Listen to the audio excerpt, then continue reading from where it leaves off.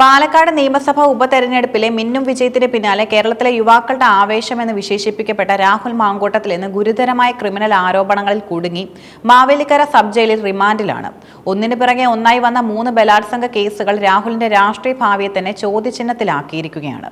മൂന്നാമത്തെ കേസിലെ അറസ്റ്റ് വേഗത്തിലാക്കാൻ മുഖ്യമന്ത്രി പിണറായി വിജയൻ നേരിട്ട് ഇടപെട്ടുവെന്ന റിപ്പോർട്ടുകൾ ഈ സംഭവത്തിന് കൂടുതൽ രാഷ്ട്രീയ പ്രാധാന്യം നൽകുന്നു. രാഹുലിന്റെ 3ാം അറസ്റ്റ് ആസൂത്രിതവും വേഗത്തിലുള്ളതുമായിരുന്നു. ഇതിന് പിന്നിൽ അതിജീവിത നേരിട്ട് മുഖ്യമന്ത്രിക്ക് അയച്ച ഒരു ശബ്ദ സന്ദേശമുണ്ടായിരുന്നു. വിദേശത്ത് കഴിയുന്ന മലയാളി യുവതി രാഹുൽ പുറത്തു നിൽക്കുന്നത് തന്റെയും കുടുംബത്തിന്റെയും ജീവന് ഭീഷണിയാണെന്ന് കരഞ്ഞുകൊണ്ട് മുഖ്യമന്ത്രിയെ അറിയിച്ചു. രാഹുലിന്റെ രാഷ്ട്രീയ സ്വാധീനം ഉപയോഗിച്ച് കേസ് അട്ടിമറിക്കപ്പെടുമോ എന്ന ആശങ്കയും അവർ പങ്കുവച്ചു. ഈ സന്ദേശം കേട്ട മുഖ്യമന്ത്രി പിണറായി വിജയൻ ഉടൻ തന്നെ DGPക്ക് അടിയന്തര നിർദ്ദേശം നൽകി.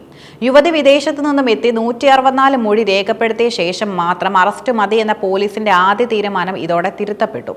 മുഖ്യമന്ത്രിയുടെ കർശന നിർദ്ദേശത്തെ തുടർന്ന് ശനിയാഴ്ച രാത്രി 8 മണിയോടെ അറസ്റ്റ് സംബന്ധിച്ച അന്തിമ പ്ലാൻ തയ്യാറായി. വിവരങ്ങൾ ചോരാതിരിക്കാൻ അതീവ രഹസ്യമായാണ് AG ജി പൂങ്കുഴലിയുടെ നേതൃത്വത്തിൽ നീക്കങ്ങൾ നടന്നത്. പ്രത്യേക അന്വേഷണ സംഘത്തിലെ മറ്റംഗങ്ങളെ പോലും അറിയിക്കാതെ വിശ്വസ്തരായ ഉദ്യോഗസ്ഥരെ മാത്രം ഉൾപ്പെടുത്തിയായിരുന്നു ഓപ്പറേഷൻ. പത്തനംതിട്ടയിൽ നിന്ന് കൊല്ലത്തേക്ക് വാഹനങ്ങൾ ആവശ്യപ്പെട്ടെങ്കിലും പിന്നീട് ആ നീക്കം ഉപേക്ഷിച്ചു.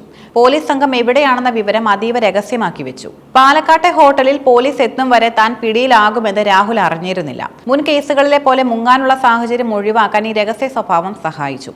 പത്തനംതിട്ട ജില്ലാ കോടതിയിൽ പോലീസ് സമർപ്പിച്ച റിമാൻഡ് റിപ്പോർട്ട് രാഹുലിനെതിരെ വലിയ കുരുക്കായി മാറി. ഇതിലെ പ്രധാന കണ്ടെത്തലുകൾ ഇവയാണ്. പ്രതി സമാനമായ കുറ്റകൃത്യങ്ങൾ ആവർത്തിക്കുന്ന വ്യക്തിയാണെന്നും സമൂഹത്തിന് വലിയ വിപത്താണെന്നും പോലീസ് വാദിച്ചു. അറസ്റ്റ് ചെയ്തപ്പോൾ രാഹുൽ തന്നെ മൊബൈൽ ഫോണിന്റെ ലോക്ക് പറഞ്ഞു തരാൻ വിസമ്മതിച്ചു.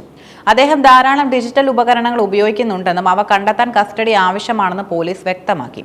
മുൻപ് പരാതി നൽകിയ അതിജീവിതമാരുടെ ഐഡന്റിറ്റി വെളിപ്പെടുത്തി അവരെ അധിക്ഷേപിക്കാനും സൈബർ ബുള്ളിങ്ങിലൂടെ മാനസികമായി തകർക്കാനും രാഹുൽ ശ്രമിച്ചതായി റിപ്പോർട്ടുകളുണ്ട്. ജാമ്യം നൽകിയാൽ പരാതിക്കാരുടെ ജീവന് തന്നെ ആപത്താണെന്ന് പോലീസ് കോടതിയെ ബോധിപ്പിച്ചു.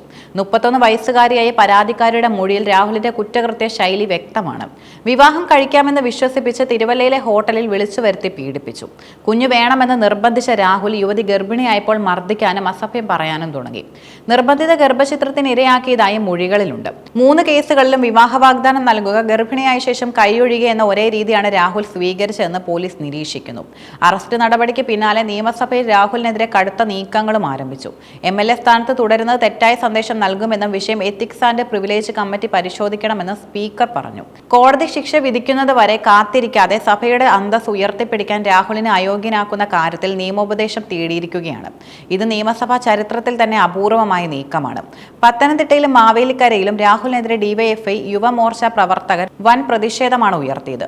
ആശുപത്രികൾക്ക് മുന്നിലും ജയിലിന് മുന്നിലും പ്രവർത്തകർ രാഹുലിനെ കൂവി വിളിക്കുകയും കോലം കത്തിക്കുകയും ചെയ്തു. അതേസമയം ഈ രാഷ്ട്രീയ വേട്ടയാടലാണെന്ന് കോൺഗ്രസിന്റെ ഔദ്യോഗിക നിലപാടെങ്കിലും പാർട്ടിക്കുള്ളിൽ ഒരു വിഭാഗം രാഹുലിനെതിരെ രംഗത്തുണ്ട്. ഷാഫി പറമ്പലിന്റെ നേതൃത്വത്തിലേക്കുള്ള വരവിനെ ഈ സംഭവം പ്രതിരോധത്തിലാക്കിയിരിക്കുകയാണ്. രാഹുൽ മാങ്കൂട്ടത്തിന്റെ അറസ്റ്റ് കേരള രാഷ്ട്രീയത്തിൽ ദൂരവ്യാപകമായ പ്രത്യാഘാതങ്ങളും ഉണ്ടാക്കും. അതിജീവിതയുടെ കണ്ണീരും മുഖ്യമന്ത്രിയുടെ നേരിട്ടുള്ള ഇടപെടലും കേസിന് വലിയ ഗൗരവം നൽകുന്നു. ശാസ്ത്രീയ തെളിവുകൾ പോലീസിന്റെ പക്കലുള്ള സാഹചര്യത്തിൽ രാഹുലിന് ജാമ്യം ലഭിക്കുക പ്രയാസകരമാകും.